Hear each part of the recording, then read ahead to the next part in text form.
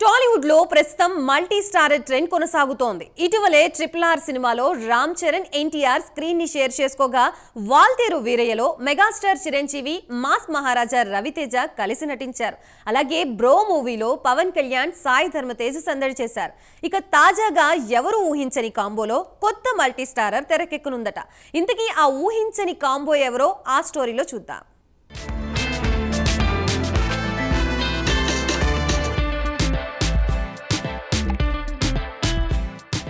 Present social మీడియాలో తమన్ మాట్లాడిన మాటలు వైరల్ అవుతున్నాయి. ఆహాలో ఇండియన్ ఐడల్ 3వ సీజన్ వస్తున్న సంగతి తెలిసిందే.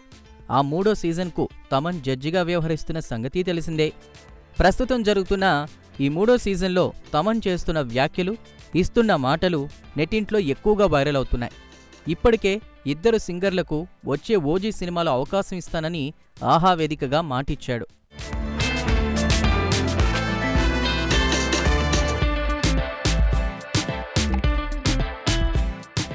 తాజాగా తమన్ మరో విషయాన్ని బయటపెట్టేశాడు.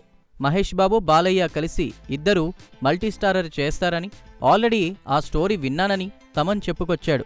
మహేష్ బాబు, బాలయ్య ఇద్దరి సినిమాలో ఎవరో ఒకరికే మ్యూజిక్ కొట్టాలి. అది ఎవరికి కొడతారు అని అడిగితే ఇద్దరూ కలిసి ఓ మల్టీస్టారర్ చేస్తున్నట్లుగా తమన్ చెప్పుకొచ్చాడు. కానీ అది ఇప్పట్లో సాధ్యమయ్యే పనిలా కనిపించడం లేదు.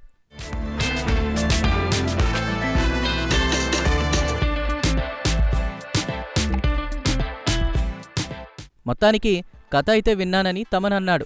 కానీ ఆ ప్రాజెక్ట్ కన్ఫర్మ్ అయిందా అన్నది మాత్రం ఇంకా క్లారిటీగా చెప్పలేదు.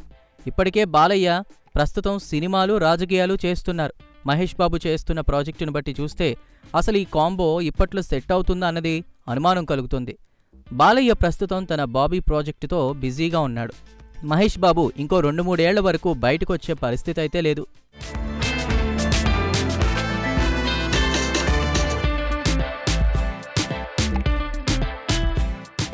మహేష్ బాబుని రాజమౌళి ఎలాగో 2-3 సంవత్సరాల వరకు బయటకు రానివ్వడు.